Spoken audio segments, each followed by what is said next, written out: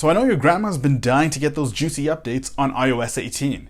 Just kidding. We all know she's still on iOS 7. Hey, but what's been released at Apple's Worldwide Developer Conference today is game-changing, and it's definitely going to be water cooler talk tomorrow at work. So let's get you prepped. You came to the right place. My name is J.I. I make videos on the technology in our lives and how we can use it to make our lives easier. So Apple holds a developer conference every year to celebrate the developer community and to give you the lowdown on major OS updates coming to their devices in the following months. This year we have a ton of new features coming to every Apple device, so you're going to want to stick around for this. And I watch these developer conferences every year and nothing really gets me excited about it. But this year is different. So the biggest reveal of the event, and something that was majorly focused on, was something called Apple Intelligence. Now, AI has been around for some time, and unless you've been living under a rock, you've probably heard the term thrown around every so often. ChatGPT might come to mind when AI is mentioned. Siri, not so much. But that's all changing. But I'm sure if you use an iPhone, you use Siri on a daily basis. And that would mean you share the same frustrations that I do. Trust me, it's not you, it's them. Siri has been terrible, and probably one of the worst virtual assistants that I've ever used. But that is all changing soon. Up until now, Siri has not used what we know as AI today. Some form of it, but not on a ChatGPT level, where you can simply ask or talk to your phone, and it will be intelligent enough to know what you want by harnessing an ever-evolving fountain of knowledge. Today, Apple introduced something what they call Apple Intelligence. Essentially, AI just branded and marketed very well, because that's what Apple does. Don't believe me? iMessage is simply just texting using your Wi-Fi or data plan, exactly like WhatsApp, but it's a household name. Everybody knows what it is. Apple Intelligence stands for the following. It's powerful, intuitive, integrated, personal, and private. Apple Intelligence isn't just about Siri, it's so much more than that. They integrated AI throughout their entire ecosystem of devices and applications. For example, if you're talking to your mom or your friend and wanted to personalize your conversation with an emoji or meme with their likeness, well, you can now do that in seconds. You can do this all within any Apple app on any Apple device. So it's not just tied to one specific app. You can also naturally speak to your assistant, unlike Siri, where you have to kind of think about what you're saying and say it in a specific way in order for you to get your point across. I'm sure we've all heard, "Sorry, I didn't quite get that," way too many times. The best part is that it uses information from within all of your apps to get context to perform a specific task. For example, telling Siri to pull up all of your hotel and flight bookings for your next trip to Italy, and then sending that to your mom. It will know exactly what you're talking about based on your calendar info, your email, and it draws all of that and searches it locally on your device so you don't have to. I loved how they showed it in action throughout this event. Like in Mail, you can immediately rewrite an email with the help of AI so that it sounds professional and to the point. Or using AI in notifications to determine which ones need to be prioritized so you don't miss those important ones. This was actually my favorite. Say if you're filling out a form online, your AI assistant will immediately be able to find a photo of your license, extract that information, and then automatically input it into the form. And the great thing is that it's all done locally without having to upload any information to the cloud. The takeaway here is that your phone is about to get a whole lot smarter, and Siri is getting a much needed revamp to utilize and leverage AI to the fullest. Oh, and not only that, but Apple announced that they are integrating the iPhone with ChatGPT, the industry leader in AI. So now Siri can tap into ChatGPT and leverage all of the knowledge that's stored on that system, with your permission, of course. Instead of just pulling up a list of web results like it used to, say for making a waffle cone, it's going to give you the exact recipe on your iPhone and then allow you to maybe take those ingredients, put it into a shopping list, and then pull up that shopping list next time you're at the store. That's how smart your iPhone is going to be. And it's all going to be done without any added user intervention. I'm incredibly excited to see this in action come fall when iOS 18 is released. I don't think there's anybody in the industry at the moment who really integrates all of this seamlessly within the ecosystem. Google, for example, has Gemini, but it's really not integrated with Android completely and infused within there to do the things that Apple can actually do. So some good news for the last 5 people who haven't returned their Vision Pro yet. We got some Vision OS updates. After 4 months since its release, Vision Pro now is getting a full major update with Vision OS 2. With Vision OS 2, there are some updates to the Photos app, gestures, higher display resolution, and changes to travel mode. To me, it just sounds like an incremental update, not a major upgrade, but I'm glad to see that Apple is going head on with the Vision Pro. I can't wait for a couple hardware iterations to come out because it is something that I really want to get at some point. For now, I think I'll hold off, but if you're interested in it, they've expanded the availability from just the US to all of these countries as well. iOS 18. Now, this is the second most exciting part of the event, and one that I think deserves a little bit of attention. As cheesy as it sounds, and I know a lot of Android people are going to come out of the woodwork and say, we had it for decades. Guess what? You can now customize the position of your icons on your home screen. Not groundbreaking, to say the least, but it's definitely a much welcomed feature for iOS users. And of course, now you can change your icons in dark mode, which is great. Now, this next feature is something that I was looking forward to for so long, and it is actually quite pathetic because we should have had this from the beginning of iOS. But it's the fact that you can now change out the buttons on the lock screen. Yep, that flashlight and the camera button can now be customized, and you can use it with third-party apps.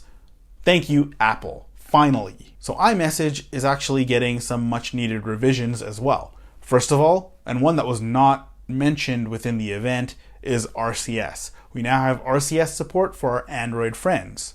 TapX is also no longer confined to just a couple icons like thumbs up, thumbs down, etc. Now you have the full library of emojis to use, just like WhatsApp was doing for such a long time. We also have scheduled messages coming to iMessage as well, so that's going to be pretty cool. And then text effects. So I'm pretty sure we had these before, but I think they're just going to be more refined and a lot better. One of the things that I thought was actually a really cool addition to messages is the fact that now you can message via satellite. So the same technology that they use for SOS via satellite, you can now use within iMessage to contact your family or loved ones.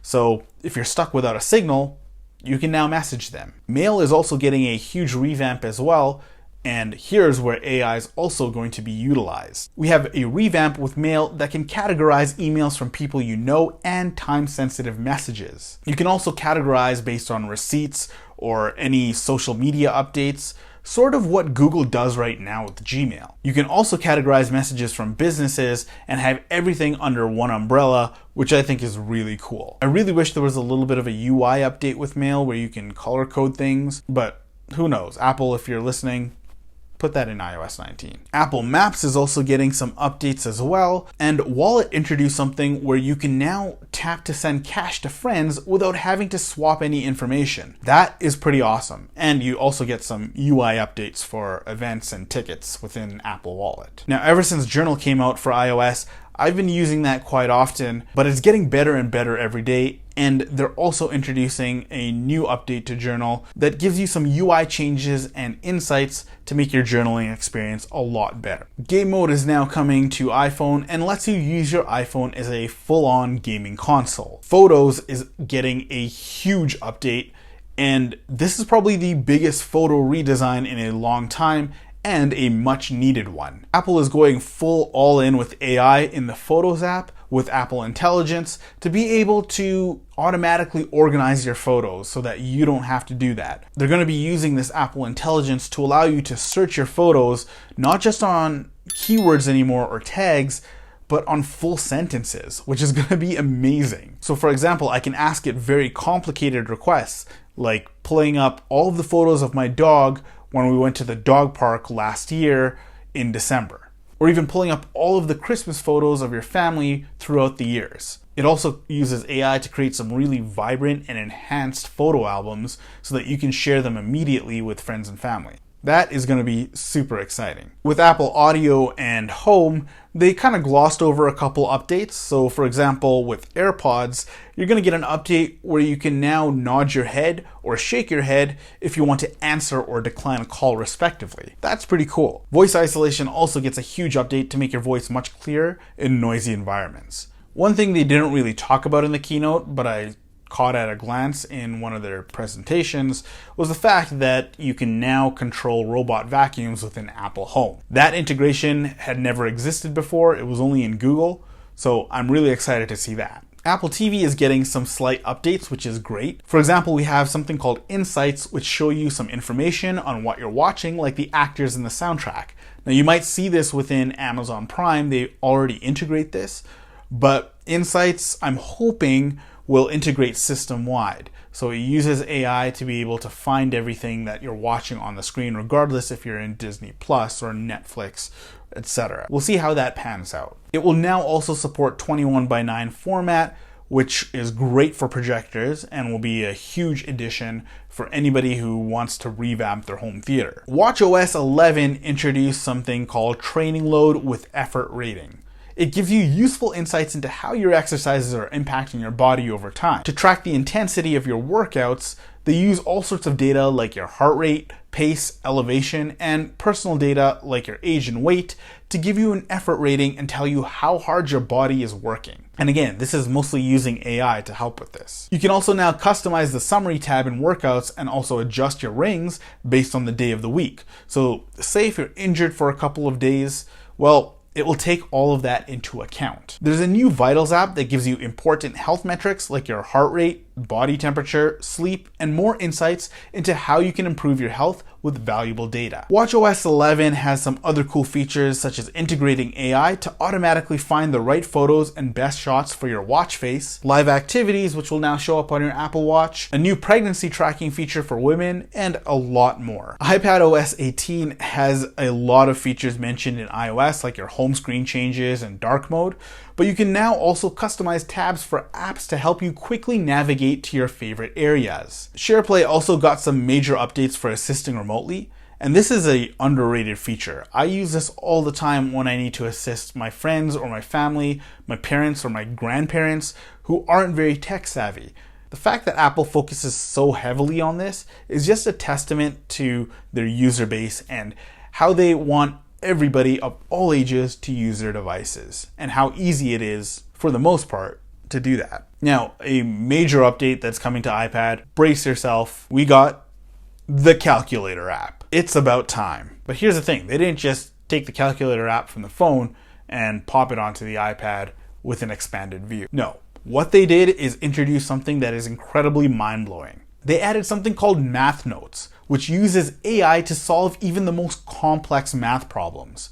You simply just write out the problem and Apple Intelligence does the rest. That is pretty amazing. Finally, macOS is getting some updates as well too, but one of the most notable ones is iPhone mirroring. If you've ever used your Apple devices together, like your MacBook, your iPad, your iPhone, you'll notice what I'm talking about when I'm mentioning the ecosystem. Everything just integrates so well. So you can pick up a FaceTime call on your iPad, move it over to your Mac. You can pretty much use your iPad as a FaceTime camera while you're talking on your MacBook. You can use your iPad as a secondary screen for your Mac. These are all little things that Apple introduces in their ecosystem that just make your life easier. And they haven't stopped there. They're bringing something called iPhone mirroring to your MacBook, which is exactly what it sounds like. Your iPhone is pretty much mirrored onto your MacBook, and you can use it like your iPhone was physically there, without even having to touch the iPhone. You can keep your iPhone in your bag or keep it somewhere else in your house and not even have to touch it in order to use it. So you can open up all the apps that you have on your iPhone and use them right from within your Mac. And all the notifications that you get on your iPhone, you can also receive on your Mac. You can also move files between your phone and your MacBook without even touching it, but just dragging and dropping. Apple's ecosystem is second to none, I gotta say. Apple is finally bringing a dedicated passwords app to all your devices, and although they didn't mention an integrated Chrome extension, I'm sure it's coming. You can now store all of your passwords securely and easily access them on any device. All your information is easily stored and organized, and the best part is that there's no more third-party apps or subscription services. So as soon as this comes out, I'm ditching 1Password and removing my subscription completely. Now, I might not have covered every little thing that was in the keynote today, but these are some of the most noteworthy changes that are coming to us in the fall. Every one of our Apple devices is getting something that makes it a lot better. So that's something to be excited for. Now, these are all the devices that are going to be getting iOS 18, but not necessarily all of the features that were announced today. Especially with Apple Intelligence, with the fact that it's going to be locally processed for the most part, I think that it needs a very, very powerful processor for this. So unfortunately, we might have to get the latest iPhone in order to leverage everything that was announced.